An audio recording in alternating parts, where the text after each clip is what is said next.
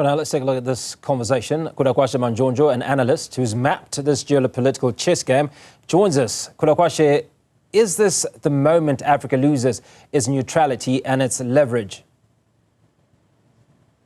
I think, thank you, Hugo, for inviting me to this discussion. And I think, just to answer your question, this is the moment where we actually strengthen our leverage. I think just from the previous conversations that were happening, you can see that people are seeing the opportunity that is coming with the re-establishment of the trade agreements and dynamics globally. However, that decision has to be done collectively. It's very dangerous for Africa, for example, to try go there based on countries. For example, South Africa trying to negotiate with USA by itself. A collective approach, as they're trying to do with the trade ministers, is probably the best approach for us to actually leverage ourselves.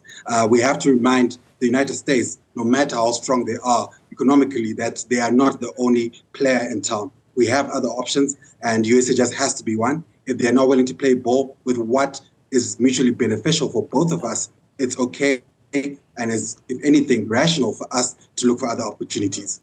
Kudakwashe, a few weeks ago, maybe months ago, Donald Trump spoke out against the use or the disuse of the American dollar in exchange by BRICS countries and others to use alternate countries. And he said he would impose trade tariffs. Now, this has already happened. He's thrown in the gauntlet. So what are BRICS nations and others waiting for?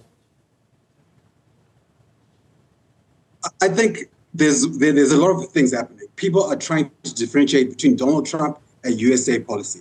Donald Trump, as president, yes, he is the chief architect of foreign policy, but he's not the only one. We're hearing different things coming from the Senate in the United States, where they're arguing that they are going to try reel back some of these tariffs to ensure that it's actually not hurting the economies and basically the consumers within America. So I'll give you a basic example, Hugo. The steel industry that Donald Trump keeps trying to argue that he's trying to reestablish in the car manufacturing industry, they get a lot of their lithium, a lot of their chromium from Zimbabwe and South Africa. So the 31% is directly affecting U.S. imports into that manufacturing industry. So these are some of the tangible problems that Trump is doing with these tariffs. So now the question will be, when Africa is negotiating with USA and the lots of big talk that Trump has been doing, can it actually practically happen? Are they actually not closing their factories by putting such high tariffs? We have to remind ourselves that, for example, the car manufacturing industry is extremely competitive. If you basically increase a tax by 31% as they're doing for something as basic as chromium or ferroalloys, you're basically putting yourselves out of the market. So there is an opportunity that Trump will reel back on the tariff game. As far as we're seeing, he's trying to use this as a negotiation tool. He's trying to get people to sit down on the desk. But even when we do sit down on the desk, which Africa is willing to do, we have to be firm that we cannot be doing this for the sake of what benefits USA only. USA, again, is only one player, and Africa is going through an industrialization pathway, and that includes getting good deals for the critical minerals that we have on the continent. Now, speaking with one voice is not synonymous with the African continent. So whether it's the African Union that you're talking about or the Southern African Development Community, SADC, much of that is not something that we're familiar with. Does this offer the opportune time for Africa to start to speak with one voice, engage with one voice? Yeah, definitely, Hugo.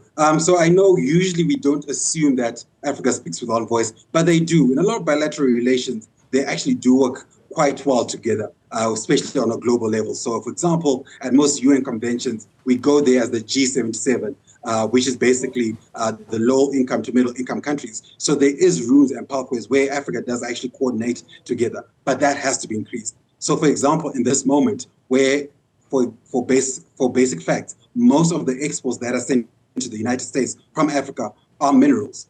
So now the question will be, how are we going to negotiate as Africans to ensure that we're not undercutting each other, first of all, as well as ensuring that our relationships with other partners, for example, China, are still effective, and we're also not basically pushing ourselves from reliable partners. As you mentioned earlier, BRICS opportunity has become so powerful for us. Currently, we trade 3 times more with China than we do with USA. So if anything, USA is actually supposed supposed to be a lot nicer to Africa than they currently are. Most of our leverage is with that relationship within the BRICS community. And we are going to see, I think, a lot more relationships with the East, not just China. And we have to remind ourselves that there's China, there's Indonesia, there's Thailand, a lot of big Southeast Asia companies and governments that we can have better relationships with. And they are also looking for better relationships. What is unfortunate here is that basically the United States are going under a trajectory of becoming isolated from the global economy. That will definitely lead to some form of decrease or degrowth within the economy over the next 1 to 2 years, I would assume. But over the strategic lifespan of a lot of trade agreements, which, for example, can last us 10 years, we have to see this as an opportunity to strengthen our relationships within the BRICS community. Very, very quickly, you've talked about the East, but is China set to benefit the most from these disruptions? I don't think it's China. And I think we have to look at it from the African point of view. China, again, is just another player within all of this. We have to see from the African perspective, how can we best leverage our opportunities and our positions? Yes, China, as the quickest growing large economy, do stand to benefit as they're trying to position themselves as the adult in the global economy room. The question now will be that as China is positioning themselves as an adult, are we as Africa also positioning ourselves? Later on this year, the G20 is coming to South Africa. This is a great opportunity for us to actually leverage that. USA currently has shown their disinterest in such multilateral negotiation spaces. But what then happens is that when you leave, it does not mean that seat stays empty. It just means someone else takes over that position. And I do think Africa really does have the opportunity to move that conversation forward and to actually lead to the economic growth that a lot of our economies need. Kudakwashe Manjonjo, an analyst looking at the implications of those tariffs that are imposed by the Trump regime on the greater African continent.